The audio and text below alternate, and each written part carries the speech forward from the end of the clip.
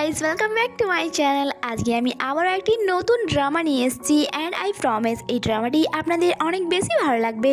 ড্রামাটির ব্যাপারে যত বলা হবে ততই যেন কম মনে হবে, তাই আমি কিছু বলবো না। আপনারা এই ড্রামাটা দেখে বলবেন যে আপনাদের ড্রামাটি কেমন লেগেছে। বাই দ্য ওয়ে, বেশি না বকে ড্রামাটি শুরু করা যাক। বাট হ্যাঁ, শুরু করার আগে আপনাদের কাছে একটা রিকোয়েস্ট, যারা আমার চ্যানেলে নতুন প্লিজ চ্যানেলটিকে সাবস্ক্রাইব করে আমাকে সাপোর্ট করবেন, যাতে এভাবেই নতুন নতুন ড্রামার এক্সপ্লেনেশন নিয়ে আসতে পারি।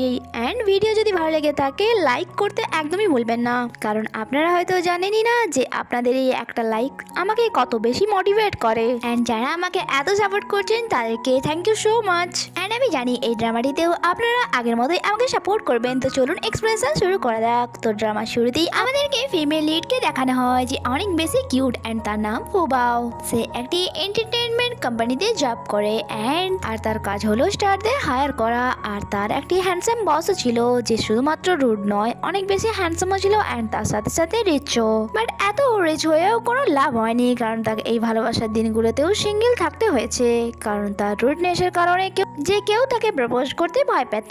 একদিন সকালে ফুবাওয়ের কাছে একটি ইমার্জেন্সি কল আসে, আর সে জানতে পারে যে স্টারটিকে সে হায়ার করেছিল সে অডিশন দিতে মানা করে দিয়েছে। যা শুনে ফুবাও চিন্তায় পড়ে যায় অ্যান্ড তার পাশে শুয়ে থাকা তার বসেরও ফোনে রিং বেল বেজে ওঠে। অ্যান্ড যখন তারা দুজন একে অপরকে দেখে তারা তো চেঁচিয়ে ওঠে, আর তারা বুঝতে পারছিল না যে এইরকম অকওয়ার্ড কন্ডিশনে তারা একসাথে একই বেডে কি করছে। আর তারা ভাবে তারা একসাথে নাইট স্পেন্ড করেছে, অ্যান্ড এটা ভেবেই তারা ভয় পেয়ে যায়, আর যার কারণে তারা একে অপরকে নিজেদের থেকে দূরে করতে চাইছিল। বাট এরই মাঝে সিচুয়েশন আরো অকওয়ার্ড হয়ে যায়, কারণ এখানে ফুবাও তো ডাইরেক্ট তার বসের ওপরে এসে পড়ে। আর এখানেই তার বসের মনে পড়ে যে তাদের মধ্যে তো কিছুই হয়নি, তারা শুধুমাত্র একসাথে বেড শেয়ার করছিল। তাই সে গডকে থ্যাঙ্কস বলে। বাট তারা একসাথে একই বেডে কি করে এলো তা আমাদেরকে এখানে দেখানো হয় না, যা আপনারা ড্রামার আগে এলেই জানতে পারবেন। নেক্সট সিনে আমাদেরকে প্রাচীন যুগের একটি সিন দেখানো হয়, যেখানে এক যোদ্ধা কিছু সেনার সাথে যুদ্ধ করছিল, কারণ তার ড্যাডের অর্ডারে খুব তাড়াতাড়ি তাকে সিংহাসন সামলাতে হবে। তাই সে তার প্রতিবেশী রাজ্য, যারা তার শত্রু, তার সাথে লড়াই করছিল এখানে। আর এই লড়াই হচ্ছিল একটি ম্যাজিক্যাল বুকের জন্য। আর তখনই এই ম্যাজিক্যাল বুকটি হাওয়ায় উড়ে যায় আর তীব্র আলোর সাথে সেখান থেকে অদৃশ্য হয়ে যায়। আর আমরা মডার্ন যুগে দেখি যেখানে ওই ম্যাজিক্যাল বুকটি টাইম ট্রাভেল করে চলে এসেছিল, অ্যান্ড যা ফুবাও পেয়েছিল।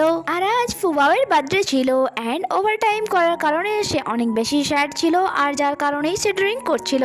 এরপর সে ওই বুকটিতে, যেটি তার কাছে টাইম ট্রাভেল করে এসেছিল আর যার উপরে উইশ বুক লেখা ছিল, সেখানে সে তার একটি উইশ লিখে যে সেও ভালোবাসতে চায়, প্রেমে পড়তে চায়, অ্যান্ড একটি ছেলের সাথে নাইট স্পেন্ড করতে চায়। আর ছেলেটি যেন অনেক বেশি হ্যান্ডসাম হয়, একদম তার বসের মতো। এমনকি ওই বুকটিতে বাও তার বসের নামও লিখে দিয়েছিল।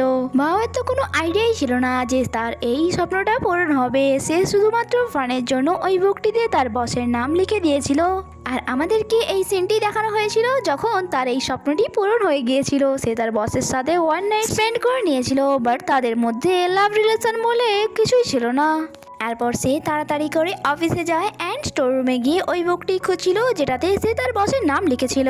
আর তখনই আমরা দেখি তীব্র আলোর সাথে লিমিনো টাইম ট্রাভেল করে সেখানে পৌঁছে এসেছিল, অ্যান্ড তাকে দেখে বাও ভাবে যে সে হয়তো কোনো আর্টিস্ট অ্যান্ড অ্যাক্টিংয়ে এত ডুবে আছে যে নিজেকে পুরোনো দিনের যোদ্ধা ভাবছে।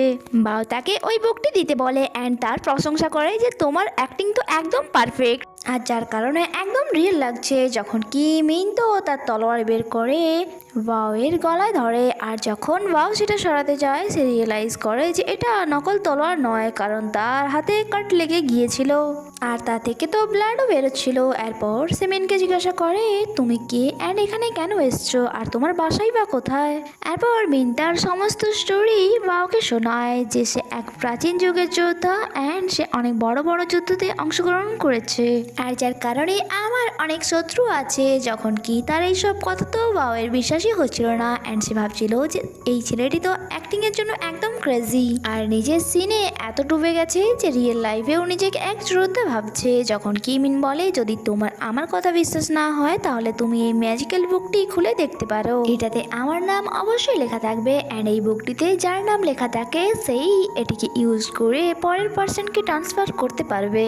আর এর সাথে সাথেই আমরা জানতে পারি যে মিন ওয়াও এর পূর্বপুরুষদের মধ্যেই একজন, সেই জন্যই ওয়াও এই বুকটি বুকটি ইউজ করতে পেরেছে, বাট এখন এই বুকটিতে সে অন্য কারোর নাম লিখে দিয়েছিল আর সে ছিল তার বস মিস্টার ওয়ে। আর তাই যতক্ষণ না মিস্টার ওয়ে এই বুকটি ইউজ করে মিনের নাম লিখে দেয় ততক্ষণ তার এই বুকটি কোনো কাজের নয়। আর ওয়াওয়েরও তার এত কথা শোনার পর তার উপর বিশ্বাস হয়ে যায় যে সত্যিই মিন টাইম ট্রাভেল করে এখানে এসছে, আর এই জন্যই মিন ওই বুকটিকে দূরে ছুঁড়ে ফেলে দেয়। আর তখনই সেখানে ওয়াওয়ের বস চলে আসে আর ওই বুকটি ডাইরেক্ট গিয়ে লাগে তার বসের ফেসে। আর এখানে সে এসেছিল ওয়াওকে নিজের সাথে নিয়ে যাওয়ার জন্য, বাট মিন তো তাকে ছাড়ছিলই না। আর এখানে মিং আর মিস্টার ওয়ে ওয়াওকে নিয়ে টানাটানি শুরু করে।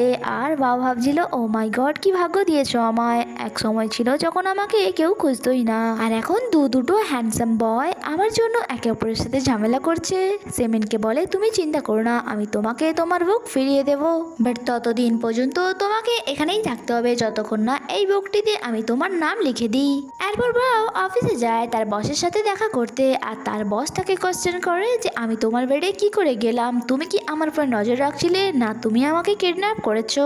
যখন কি এমনটা তো কিছুই ছিল না, শুধুমাত্র তার উইশ বুকে লেখা উইশটি তার পূরণ হয়েছে। এরপর মিনকে আমরা ওয়াশরুমে দেখি যেখানে এক ব্যক্তি তাকে টয়লেট করা শেখাচ্ছিল, আর যখন হাত দিয়ে তার ড্রেস খুলতে যায় তাকে পানিশমেন্ট হিসেবে তার ফেসে সজোরে একটি পাঞ্চ মারে। যখন কি ওই ব্যক্তিটি তো শুধুমাত্র মিনের হেল্পই করতে চাইছিল, বাট মিনের জন্য এটা নর্মাল ছিল না। এরপর ওই ব্যক্তি সেখান থেকে যে কোনো ভাবে পালিয়ে আসে। তখনই সেখানে ওয়াও আসে যে ওই ব্যক্তিকে রিকোয়েস্ট করে যে সে এখানে নতুন অ্যান্ড কিছুই জানে না, তাই আপনারা প্লিজ পুলিশকে ইনফর্ম করবেন না।